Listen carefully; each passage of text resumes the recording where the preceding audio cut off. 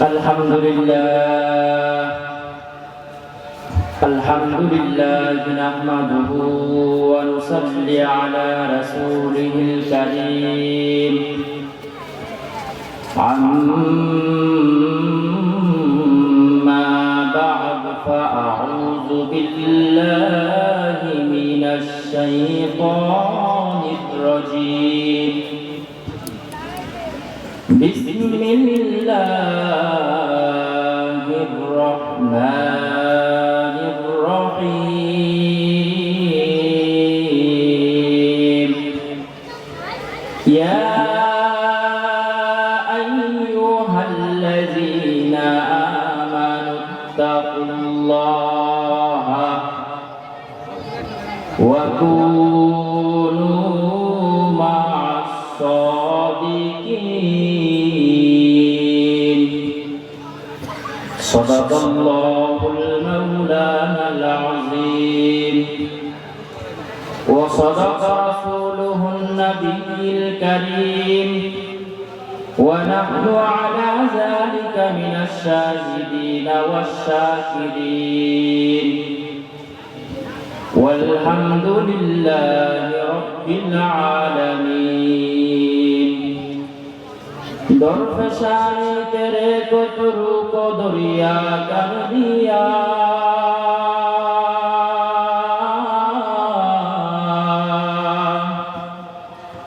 दरफशानी तेरे को तुरु को दरिया कर दिया, दिल को रोशन कर दिया, आँखों को बीना कर दिया,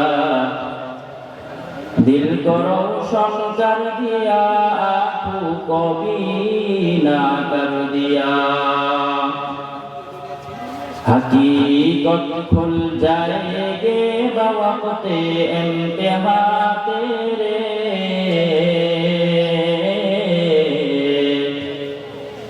हकीकत खुल जाएगी बवक़्ते इम्तिहा तेरे। कि सुस्ती में या मेहनत में गुजारी जिंदगी तूने, कि सुस्ती में या मेहनत में गुजारी जिंदगी तूने। मोहम्मद ने आकर कुफ्र को मिटा,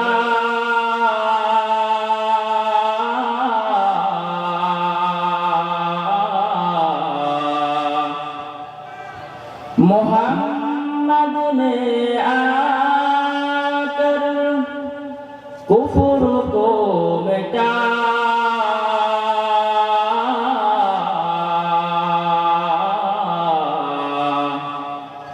कुफ्र को मिटा कर सदाक़त बताया, कुफ्र को मिटा कर सदाक़त बताया। यहाँ हम सब मुसाफिर हैं, वही आखिर ठिकाना।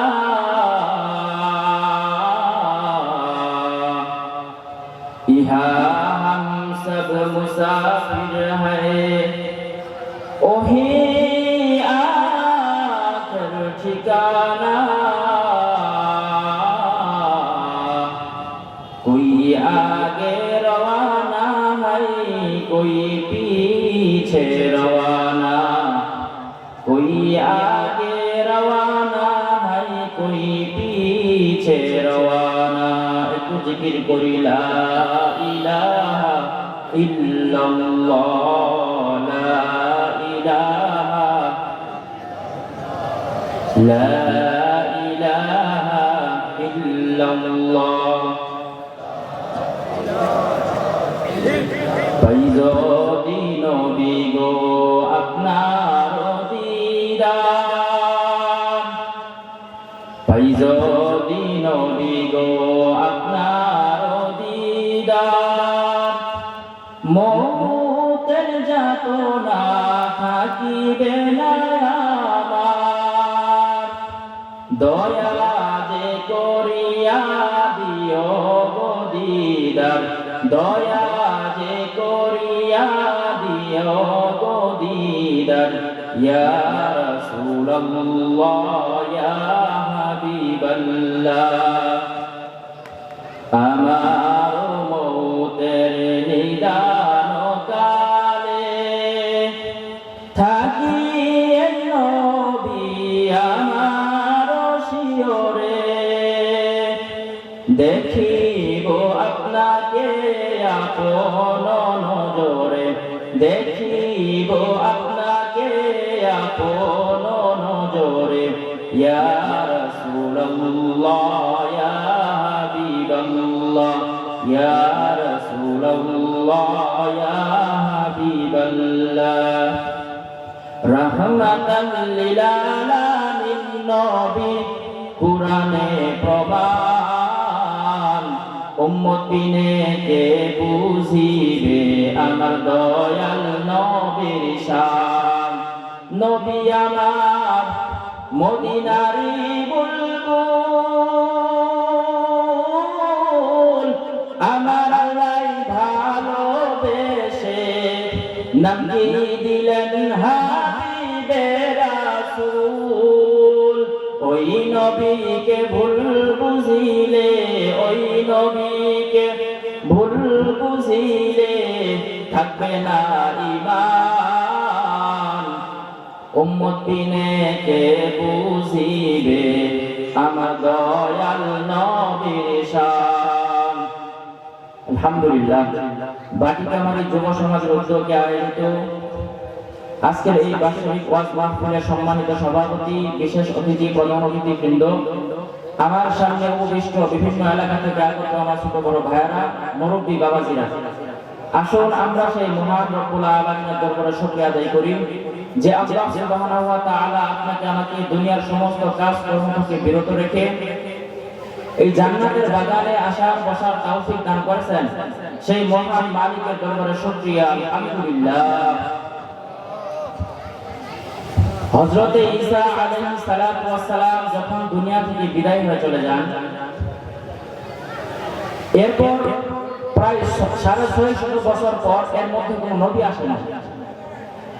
এই সময়ের মধ্যে মানুষ যখন জাহেলিয়াতের যুগে পরিণত হয়ে যায়, এই ধরার বুকে তখন আল্লাহ সুবহানাহু ওয়া তাআলা আপনার আমার নবী জনাবে মুহাম্মদুর রাসূলুল্লাহ সাল্লাল্লাহু আলাইহি ওয়াসাল্লামকে পাঠান। রাসূল কারীম সাল্লাল্লাহু আলাইহি ওয়াসাল্লাম যখন দুনিয়াতে আসলেন, আসার পর তার আখলাক চরিত্র, তার উঠে বসা দেখে সমস্ত কাফের মুশরিকরা আল আমিন উপাধি দিয়েছিলেন। এবার যখন আল্লাহ পাক রব্বুল আলামিন রাসূল কারীম সাল্লাল্লাহু আলাইহি ওয়াসাল্লামকে নবুয়ত দান করলেন, নবুয়ত দান করার পর যে কাফের মুশরিকরা আল্লাহ রাসূলকে আল আমিন উপাধি দিয়েছিলেন, তারাই আজকে রাসূল কারীম সাল্লাল্লাহু আলাইহি ওয়াসাল্লামকে মাজনুন, পাগল বলে গালি দিতেছে। এবার আল্লাহ সুবহানাহু ওয়া তাআলা কোরআনে আয়াত নাযিল করেছেন, সূরা কলম।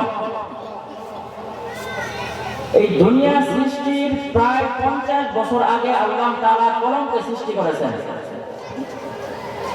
কলমকে সৃষ্টি করার পর দুনিয়ার মধ্যে আল্লাহ তাআলা যা কিছু সৃষ্টি করবেন, মানুষের হায়াত, মওত, মানুষের তকদির, মানুষের রিজিক, এই সমস্ত কিছু কলমের মাধ্যমে লিখেছেন।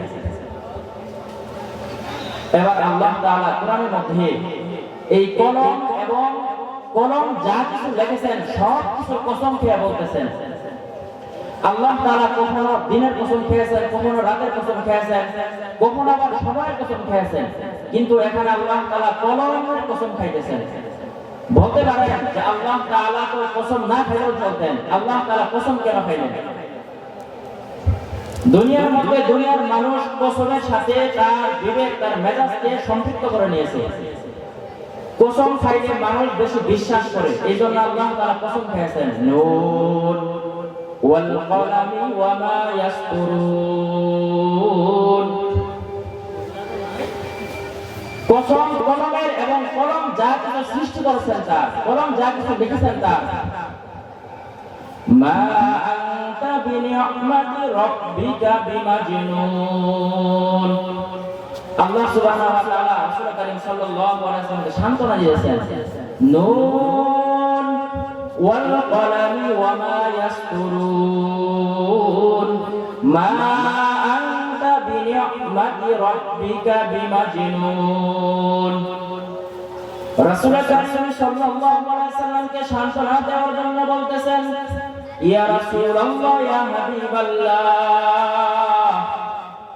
দুনিয়ার ফাসিক, দুনিয়ার কাফের মুশরিকরা আপনাকে পাগল বলে গালি দেয়। আসলে আপনি কিন্তু পাগল না, আপনার রবের অনুগ্রহে আপনি পাগল না, বরং যারা আপনাকে পাগল বলে গালি দেয় তারাই হচ্ছে পাগল। আল্লাহ তাআলা সান্ত্বনা দিতেছেন। পরবর্তীতে আল্লাহ তাআলা বলেন, ইন্নাকা লাআলা খুলুকিন আযীম, নিশ্চয় আপনি মহান চরিত্রের অধিকারী। খুলুক হচ্ছে তিন প্রকার, খুলুকে হাসানা, খুলুকে কারীম, খুলুকে আযীম। খুলুকে হাসানা হচ্ছে আপনাকে কেউ গালি দিয়েছে, কেউ প্রহার করেছে, অনুরূপ ভাবে তাকে আপনি গালি দিয়েছেন, প্রহার করেছেন, এটা হচ্ছে খুলুকে হাসানা। খুলুকে কারীম হচ্ছে আপনি কাউকে গালি দিয়েছেন অথবা প্রহার করেছেন, কিন্তু ওই ব্যক্তি আপনাকে ক্ষমা করে দিয়েছেন, এটা হচ্ছে খুলুকে কারীম। তৃতীয় নাম্বার খুলুক হচ্ছে খুলুকে আযীম। এই খুলুকে আযীম হচ্ছে আপনার নবী মুহাম্মদুর রাসূলুল্লাহ সাল্লাল্লাহু আলাইহি সাল্লামের জন্য খাস। খুলুকে আযীম হচ্ছে আপনাকে কোন লোক গালি দিয়েছে অথবা প্রহার করেছে, আপনি তাকে বুকের কাছে টেনে নিয়ে বললেন, ভাই তুমি যে আমাকে প্রহার করেছো, তুমি হয়তো হাতের মধ্যে ব্যথা পেয়েছো। এমন ব্যক্তি আর কেউ নাই, একজনই ছিলেন মুহাম্মদুর রাসূলুল্লাহ সাল্লাল্লাহু আলাইহি সাল্লাম।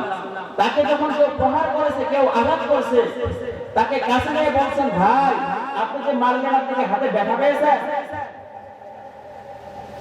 মক্কার গলিতে রাসূল কারীম সাল্লাল্লাহু আলাইহি ওয়াসাল্লাম যখন কালিমার দাওয়াত নিয়ে মানুষের দ্বারে দ্বারে যায়, মক্কার কাফের মুশরিকরা রাসূল কারীম সাল্লাল্লাহু আলাইহি ওয়াসাল্লামের পিছনে যুবকদেরকে নিয়ে দেয়।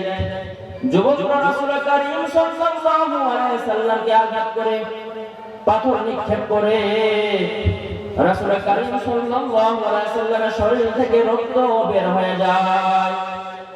এরপর আল্লাহ রাব্বুল আলামিন ডাকতে বলেন, হাবিব আপনি যদি হুকুম করেন তায়েফবাসীদেরকে ধ্বংস করে দেব। কিন্তু রাসূল কারীম সাল্লাল্লাহু আলাইহি ওয়াসাল্লাম বলেন, মালিক আমার উম্মতদেরকে আপনি ধ্বংস করে দেন, কিন্তু তাদের পেট থেকে তো সন্তান বের হবে, দুনিয়াতে আসবে, তারা তো আমি মুহাম্মদ রাসূলুল্লাহ সাল্লাল্লাহু আলাইহি ওয়াসাল্লামকে চিনতে পারবে। এরপর এত আঘাত করেছেন, তবুও তিনি তাদেরকে বদদুয়া দেন নাই। এটাই হচ্ছে খুলুকে আযীম। মুসলমান ভাইরা আমার, হযরত মুআয রাদিয়াল্লাহু তাআলা আনহু জানতে বলেন, আওসানি রাসূলুল্লাহ সাল্লাল্লাহু আলাইহি ওয়াসাল্লাম বিআশরি কালিমাত। রাসূল কারীম সাল্লাল্লাহু আলাইহি ওয়াসাল্লাম আমাকে 10টি বিষয়ের উপদেশ দান করেন। তার মধ্যে এক নাম্বার হচ্ছে, ইয়া মুআয লা তুশরিক বিল্লাহি শাইআন ওয়া ইন কুতিলতা আও হুরিকতা। ও মুআয, তোমাকে যদি আগুনে নিক্ষেপ করা হয় অথবা তোমাকে যদি প্রহার করা হয়, তোমাকে যদি হত্যা করা হয়, তবুও মালিকের সঙ্গে কাউকে শরীক করবা না। ইন্না শিরকা লাযুলমুন আযীম, নিশ্চয় শিরক হচ্ছে বড় গুনাহ। আল্লাহ রাব্বুল আলামিন কোরআনের মধ্যে বলেন, ইন্নাল্লাহা লা ইয়াগফিরুয যুনুবা আন ইউশরাকা বিহি শাইআন। আল্লাহ তাআলা কবিরা, আল্লাহ তাআলা শিরকের গুনাহকে ক্ষমা করেন না, বাকি অন্যান্য গুনাহকে ইচ্ছা করলে ক্ষমা করতে পারেন। এবার হযরত মুআয রাদিয়াল্লাহু তাআলা আনহু ডাকিয়ে বলেন, রাসূল কারীম সাল্লাল্লাহু আলাইহি ওয়াসাল্লাম আমাকে দ্বিতীয় নসিহত করেন, ইয়া মুআয ওয়ালা তাকুন্না ওয়ালিদাইকা ওয়া ইন আমারা আন তাখরুজা মিন মালিহি ওয়া আহলিহি। ও মুআয, তোমার পিতামাতা যদি তোমাকে তোমার ঘর থেকে বের করে দেয় অথবা তোমার সম্পদ থেকে তোমাকে দূরে সরিয়ে দেয়, তবুও তুমি তোমার পিতামাতার সঙ্গে কখনো নাফরমানি করবে না। আল্লাহ পাক রব্বুল আলামিন কোরআনের মধ্যে বলেন, ওয়া ক্বাদা রাব্বুকা আল্লা তা'বুদু ইল্লা ইয়্যাহু ওয়া বিল ওয়ালিদাইনি ইহসানা। মালিক হুকুম করেন তুমি কখনো মালিকের সঙ্গে মালিক ছাড়া অন্য কারো ইবাদত করবে না, এবং তুমি তোমার পিতামাতার কখনো অবাধ্য হবে না, পিতামাতার খেদমত করবা। এখানে প্রথম ব্যাখ্যা হচ্ছে, ইহসানের প্রথম ব্যাখ্যা হচ্ছে আল্লাহ পাক রব্বুল আলামিন পরবর্তী আয়াতে বলেন, ইম্মা ইয়াবলুগান্না ইনদাকাল কিবারু আহাদুহুমা আও কিলাহুমা ওয়ালা তাকুল লাহুমা উফ। তুমি যদি তোমার জীবদ্দশায় তোমার পিতা অথবা তোমার মা দুজনকে পাও, তাহলে তুমি তাদের সামনে উফ শব্দটাও করবে না। ওয়ালা তানহারহুমা, এবং তাদেরকে ধমকও দিবা না। ওয়া কুল লাহুমা কওলান কারীমা, এবং তুমি তাদের সাথে ভালো ভাষায় কথা বলবা। রাসূল কারীম সাল্লাল্লাহু আলাইহি সাল্লাম হাদিসের মধ্যে বলেন, এক সাহাবী রাসূল কারীম সাল্লাল্লাহু আলাইহি সাল্লাম জিজ্ঞাসা করেন, ইয়া রাসূলুল্লাহ, ইয়া হাবিবাল্লাহ, দুনিয়ার মধ্যে আমি কার বেশি আনুগত্য করব? রাসূল কারীম সাল্লাল্লাহু আলাইহি সাল্লাম বলেন, যাও তুমি তোমার মায়ের আনুগত্য করো। আবার আসেন, ইয়া রাসূলুল্লাহ, ইয়া হাবিবাল্লাহ, দুনিয়ার মধ্যে আমি কার বেশি আনুগত্য করব? রাসূল কারীম সাল্লাল্লাহু আলাইহি সাল্লাম বলেন, তুমি তোমার মায়ের আনুগত্য করো। তৃতীয়বার আবার আসে, ইয়া রাসূলুল্লাহ, ইয়া হাবিবাল্লাহ, এবার আমি কার আনুগত্য করব? আল্লাহ রাসূল সাল্লাল্লাহু আলাইহি সাল্লাম বলেন, এবার তুমি তোমার মায়ের আনুগত্য করো। চতুর্থবার বলতেছেন, ইয়া রাসূলুল্লাহ, ইয়া হাবিবাল্লাহ, এখন আমি কার আনুগত্য করব? বললেন, এবার তুমি তোমার বাবার আনুগত্য করো। বলতে পারেন, হুজুর, মায়ের কথা রাসূল কারীম সাল্লাল্লাহু আলাইহি সাল্লাম তিনবার কেন বললেন? আপনারা আমার জনম দুঃখী মা, দুনিয়ার মধ্যে তিনটা সময় এত কষ্ট করে, আপনারা আমার বাবা কিন্তু এত কষ্ট করেন না। আপনারা আমার গর্ভধারিণী মা যখন আপনাকে আমাকে পেটের মধ্যে নিছেন, পেটের যখন গর্ভের বয়স 2-3 মাস হয়ে যায়, মা আর ভালো কিছু খাইতে পারে না, কোনো কিছু খাইলে বমি করে ফেলাইয়া দেয়। গর্ভের বয়স যখন 8-9 মাস হয়ে যায়, পেটের মধ্যে ছোট বাচ্চা লাথি মারে, এরকম ভাবে তার কলিজার মধ্যে আঘাত করে। মা কিন্তু এই কষ্ট সহ্য করেছে। 2 নাম্বার কষ্ট হচ্ছে, যখন আপনার আমি দুনিয়াতে আসবো, যখন আপনার আমি মায়ের গর্ভ থেকে দুনিয়াতে আসবো, দুনিয়াতে আসার সময় মায়ের কলিজার মধ্যে লাথি মেরে দুনিয়াতে আসলাম, এই কষ্ট কিন্তু বাবা কখনো করে নাই। তৃতীয় নাম্বার কষ্ট হচ্ছে, আপনার আমার জনম দুঃখিনী মা বুকের দুধ খাওয়াইয়া আপনাকে আমাকে লালন পালন করেছেন। রাত্রিবেলা যখন তার সন্তান বিছানায় প্রসাব করেছেন, মা এক পাশ থেকে অন্য পাশে নিয়েছেন, অন্য পাশে প্রসাব করেছেন, তার বুকে নিয়ে আগলে জড়ায় ধরেছেন। এই তিনটা কষ্ট কিন্তু বাবা কখনো করেন নাই। এই জন্য রাসূল কারীম সাল্লাল্লাহু আলাইহি সাল্লাম মায়ের কথা 3বার বলেছেন। রাসূল কারীম সাল্লাল্লাহু আলাইহি সাল্লাম ডাক দিয়ে বলেন, ইন্নী রাআইতু ফিল জান্নাহ, আমি একদিন রাত্রিবেলা স্বপ্নে দেখি আমি জান্নাতের মধ্যে ঘুরতেছি। হঠাৎ করে জান্নাতের মধ্যে কেমন জানি আওয়াজ আমার কানে আসলো। আমি চিন্তা করলাম যে কেমন আওয়াজ। হঠাৎ করে বুঝতে পারলাম জান্নাতের মধ্যে কে যেন কোরআন তেলাওয়াত করে। রাসূল কারীম সাল্লাল্লাহু আলাইহি সাল্লাম ডাক দিয়ে বলে, কে গো তুমি, জান্নাতের মধ্যে কেন কোরআন তেলাওয়াত করো? এক সাহাবা ডাক দিয়ে বলে, রাসূলুল্লাহ, ইয়া হাবিবাল্লাহ, বিদ্যু কাজা ওয়া কাজা, দুনিয়ার মধ্যে আমি মায়ের এত খেদমত করতাম, যার ওসিলায় আল্লাহ তাআলা জান্নাতের মধ্যে আমাকে কোরআন তেলাওয়াত করার সুযোগ করে দিয়েছেন। সুবহানাল্লাহ। দুনিয়াতে মায়ের খেদমত করার কারণে জান্নাতের মধ্যে কোরআন তেলাওয়াত করার সুযোগ করে দিয়েছেন। আর রাসূল কারীম সাল্লাল্লাহু আলাইহি ওয়াসাল্লাম এই আওয়াজ শুনতেছিলেন। এইজন্য কোন কবি বলেন, দূর দেশে কোন সন্তানের কিছু হইয়া যায়। পৃথিবীর পশু পাখি জানার আগে আগে গো জানে দুঃখী মায়। ওই বাবার মনে দুঃখ তোমরা দিও না, জীবনে এমন দরদি জীবনে তোমরা পাবে না। নবী বলে তুমি গায়ের চাল ছিঁড়িয়া যদি জুতা দাগাইয়া দাও ওই মায়ের, তবু কোনদিন শোধ হবে না ওই মায়ের ভাই ভবে, তবু কোনদিন শোধ হবে না ওই মায়ের ভাই ভবে। এই জন্য রাসূল কারীম সাল্লাল্লাহু আলাইহি ওয়াসাল্লাম বলেছেন, তোমার পিতামাতা যদি কাফের হয় মুশরিক হয় তবু তুমি তাদেরকে কষ্ট দিবা না এবং তাদের সামনে খুব সত্যটাও করবা না যাতে তারা কষ্ট পায়। মুসলমান ভাইরা আমার, হযরতে মুআয রাদিয়াল্লাহু তাআলা আনহু বলেন, রাসূল কারীম সাল্লাল্লাহু আলাইহি ওয়াসাল্লাম আমাকে 3 নাম্বার ওসিয়ত করতেছেন, ইয়া মুআয, ইচ্ছা খেলেও হবে এক ওয়াক্ত নামাজ কখনো কাজা করবা না। আল্লাহ রাসূল সাল্লাল্লাহু আলাইহি ওয়াসাল্লাম কোরআনের মধ্যে বলেন, কোরআনের মধ্যে প্রায় 82 বার নামাজের কথা বলেছেন, আকিমুস সালাত, তোমরা নামাজ কায়েম করো। কমপক্ষে 82 বার বলেছেন আকিমুস সালাত, তোমরা নামাজ কায়েম করো। আল্লাহ রাসূল সাল্লাল্লাহু আলাইহি ওয়াসাল্লাম হাদিসের মধ্যে বলেন, নামাজ এবং শিরকের মধ্যে ঈমান মুমিন এবং মুশরিকদের মাঝে পার্থক্য হচ্ছে নামাজ তরক করা।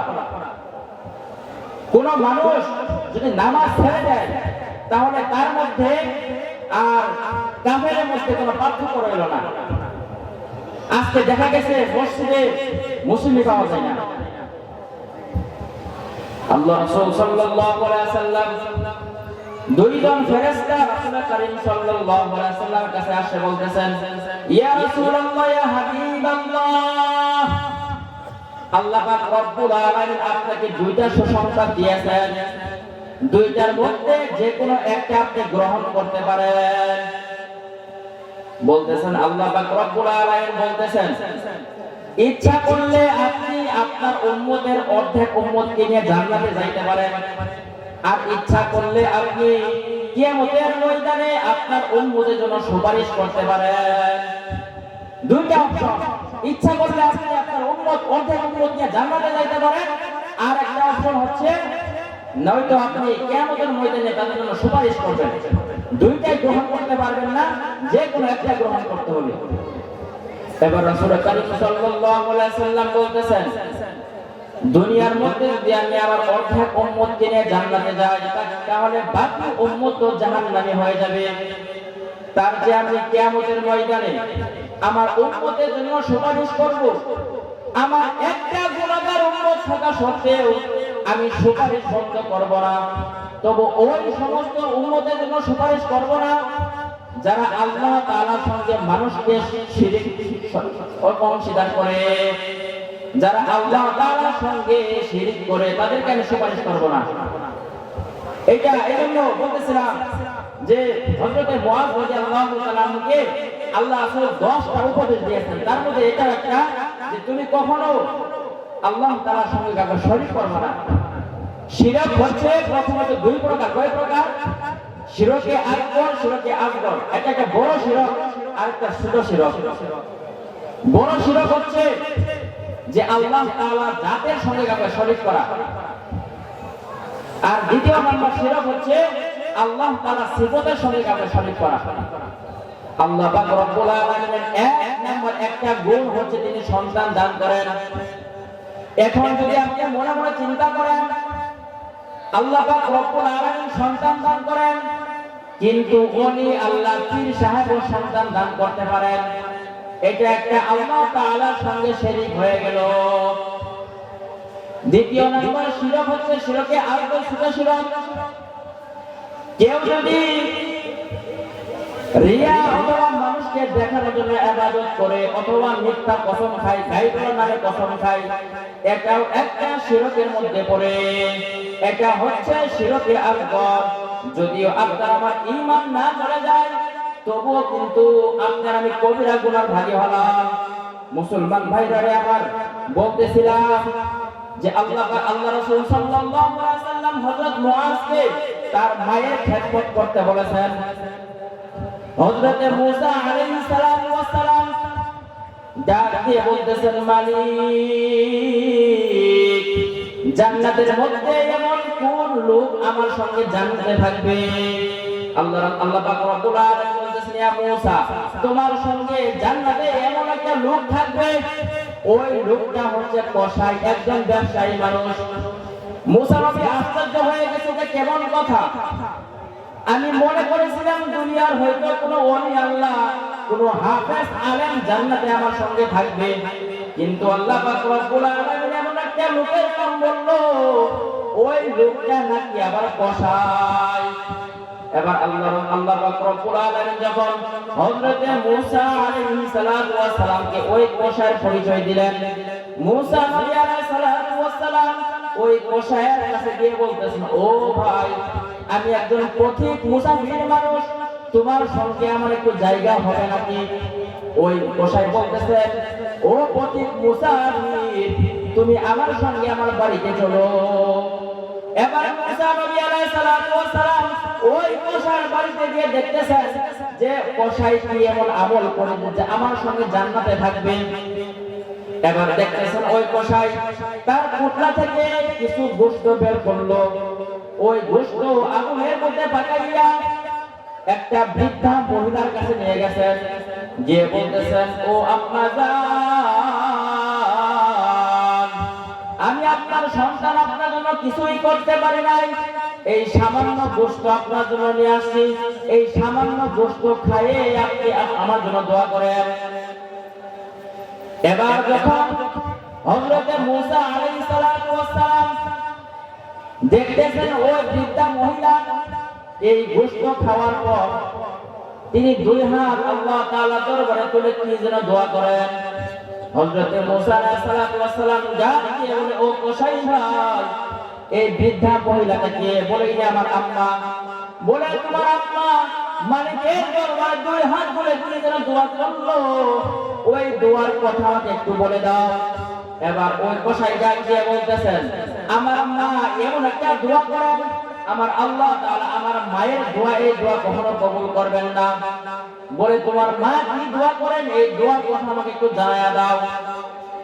এবার ওই কসাই ডাকে বলতেছেন, আমার মাকে যখন আমি খেদমত করি, আমার মায়ের যখন আমি সেবা করি, তখন আমার মা তার দুইটা হাত মালিকের গলায় তুলে ডাক দিয়ে বলে, মালিক, আমার সন্তানের জন্য আমি কিছুই করতে পারি না, আমার সন্তানের জন্য আমি মা হয়ে দোয়া করতেছি, আমার সন্তানকে তুমি হযরত মুসা নবীর সাথে জান্নাত দিও। সুবহানাল্লাহ। এবার হযরত মুসা আলাইহিস সালাতু ওয়াস সালাম ওই কসাইকে বুকের সঙ্গে জড়াইয়া ধরিয়া ডাক দিয়ে বলে, কসাই ভাই, তোমার মায়ের দোয়া আল্লাহ তাআলা কবুল করেছেন, তোমার মায়ের দোয়া তো কবুল করেছেন, যমুনা নবী মুসাকে তোমার সামনে হাজির করেছেন। এটাই হচ্ছে মায়ের দোয়া। মায়ের দোয়ার মধ্যে, মায়ের আর সন্তানের মধ্যে দোয়ার মধ্যে কোনো পর্দা থাকে না।